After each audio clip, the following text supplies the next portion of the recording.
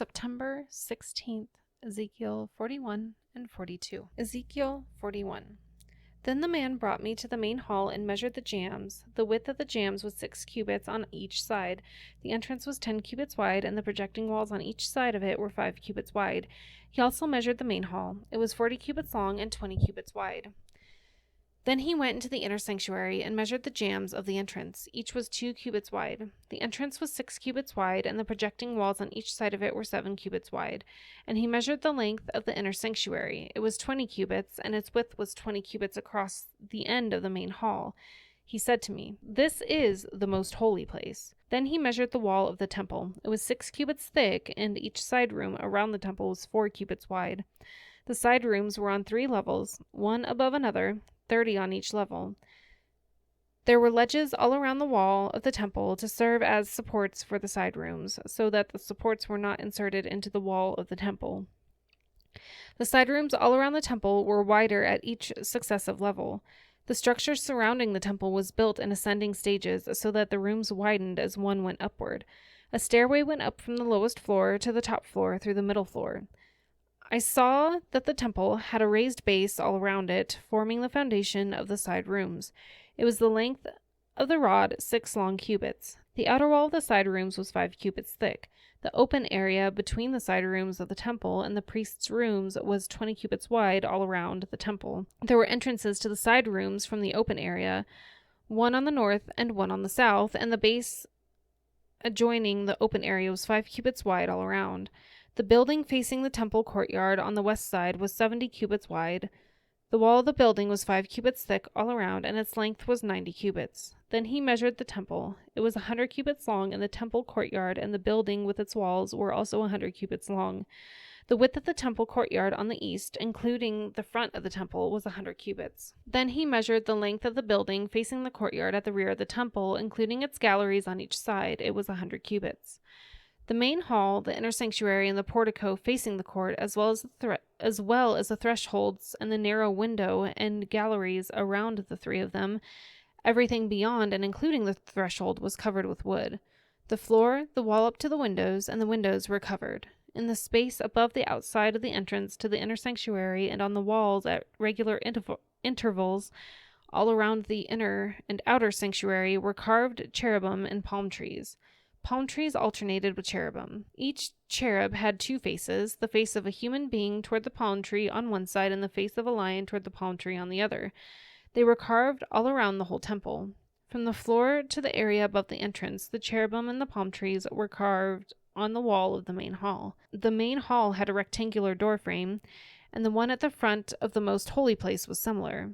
There was a wooden altar 3 cubits high and 2 cubits square. Its corners, its base, and its sides were of wood. The man said to me, "This is the table that is before the Lord." Both the main hall and the most holy place had double doors. Each door had 2 leaves, 2 hinged leaves for each door.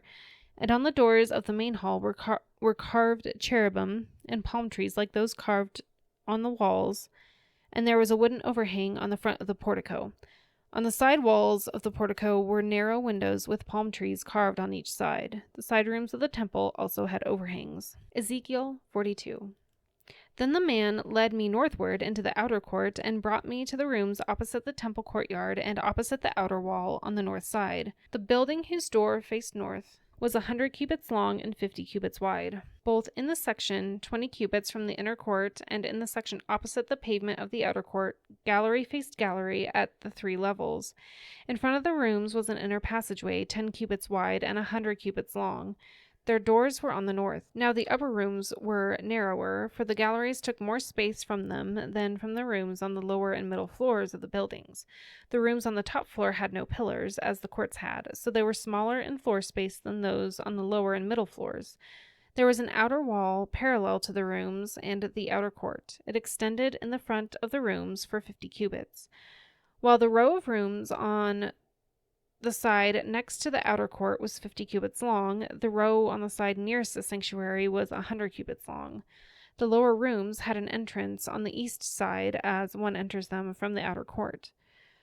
On the south side, along the length of the wall of the outer court, adjoining the temple courtyard and opposite the outer wall, were rooms with a passageway in front of them. These were like the rooms on the north. They had the same length and width, with similar exits and dimensions. Similar to the doorways on the north were the doorways of the rooms on the south. There was a doorway at the beginning of the passageway that was parallel to the corresponding wall extending eastward, by which one enters the rooms.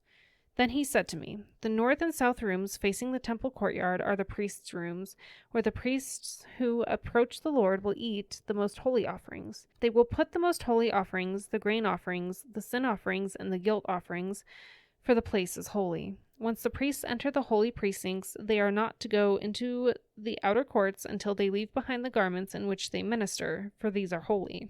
They are to put on other clothes before they go near the places that are for the people." When he had finished measuring what was inside the temple area, he led me out by the east gate and measured the area all around. He measured the east side with the measuring rod. It was 500 cubits. He measured the north side. It was 500 cubits by the measuring rod. He measured the south side. It was 500 cubits by the measuring rod.